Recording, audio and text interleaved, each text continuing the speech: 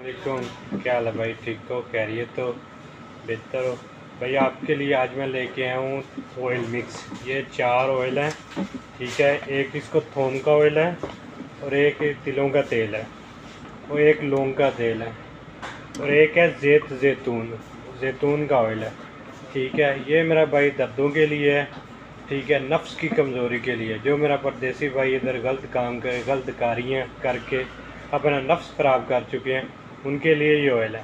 इन तीनों का एक एक चम्मच लेना है, ठीक है मेरा भाई। इसको पहले गर्म कर लें, हल्का गर्म कर लें, और एक शीशी में मिक्स कर इसको रात को मसाज करनी है। मसाज करनी है, इसको ऊपर से ऐसे नीचे करनी है, ठीक है। ऊपर नहीं लाना, ठीक है। इसको मसाज करें दोनों को, दोनों साइड पे, ठीक है। नीचे मसाज करनी है। और ये चारों ऑयल है, आपको कहीं नहीं मिल सके, हमारी शॉप में आए इब्रा फ्रेश में, ठीक है। ओमान में कहीं भी आप आए आके मुझसे ये आप ले सकते हैं। एक जैतून का ऑयल है, एक तिलों का तेल है, और एक लौंग का ऑयल है, और एक थोम है। थोम हम थोम भी बोलते हैं, अरबी में इसको सोम बोलते हैं। ये भाई मेरा भाई दर्दों के लिए भी बेस्ट है, और नफ्स की कमज़ोरी और विंस की प्रॉब्लम सब के लिए ये बेस्ट है।